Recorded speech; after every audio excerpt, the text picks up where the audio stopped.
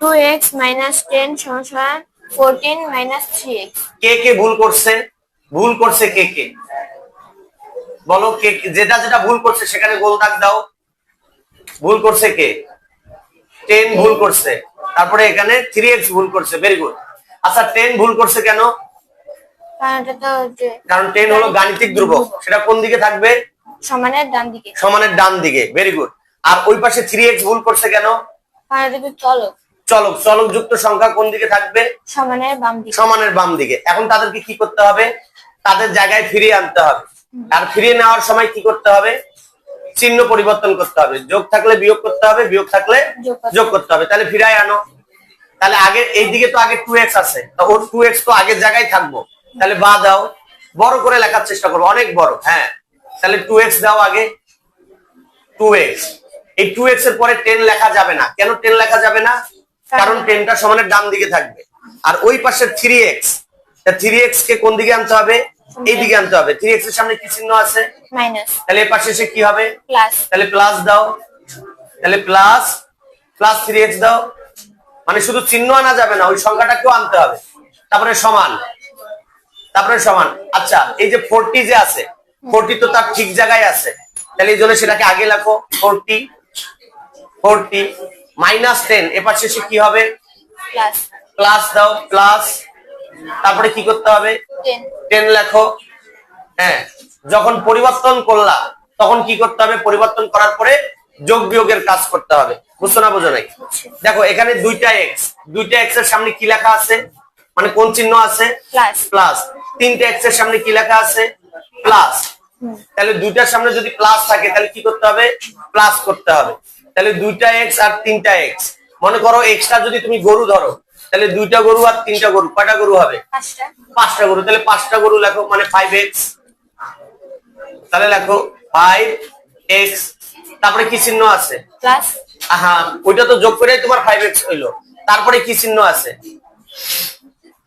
মাঝখানে কি চিহ্ন আছে? সমান। তাহলে অঙ্কের মধ্যে একটা অঙ্ক করার পরে পরে কি জিনিস, কোন চিহ্ন আছে, এটা তো তোমাকে চিন্তা করতে হবে।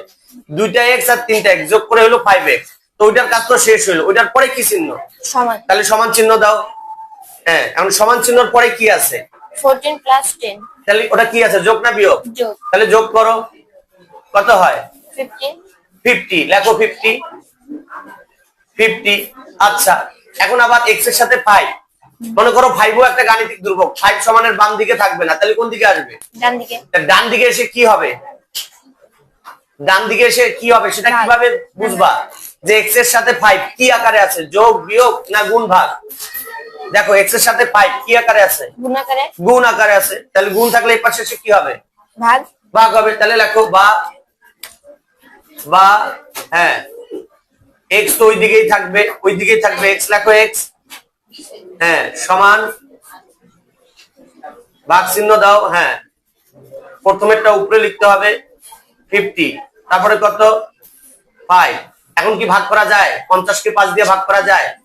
50 টাকা 5 জন ভাগ করে নিতে পারবা না? কয় টাকা করে পাবা? 5 টাকা করে। 5 টাকা করে 5 জন পেলে তো 25 টাকা। 10 টাকা করে পাবা। তাহলে এখন সুতরাং x সমান ভাগ করলে কত হয়? 10। ঠিক আছে, 10। তাহলে x এর মান কত বের হইলো? x সমান 10। তাহলে এটাই সমাধান। বুঝছো না বোঝো নাই? বুঝছি। তাহলে লেখো নির্ণয়ের সমাধান। লেখো নির্ণয়ের সমাধান। x সমান 10। x সমান 10। অ্যান্সার 10। বুঝছো না বুঝো নাই? বুঝছি। তা এই যে তোমাকে যে আজকে আমার বোর্ডে করাইতে হইলো, কেন বলো তো? বলো কি কারণে তুমি এই অঙ্ক সবাই পারলো, তুমি পারলা না? এই কথাটা আবারও বলো, কেন পারো নাই? যখন করাইছেন তখন আমি আসি। আরো কি আসবা না? এরকম বন্ধ দিবা? আমি দেখা করাইলাম, অন্য জায়গায় তো আর অন্য ছাত্রছাত্রী মানতো না। মানতো? বুঝছো না বুঝো নাই? আর কোনো সমস্যা আছে?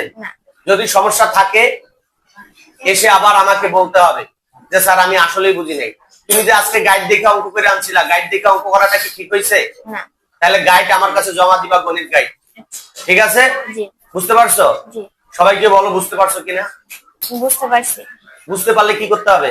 আমি অঙ্কটা বুঝতে পারছি। আপনি যদি সবাই বুঝতে পারেন তাহলে শেয়ার করে দিবেন। আর থ্যাংক তারপরে ইউ ভেরি মাচ। আসসালামু আলাইকুম।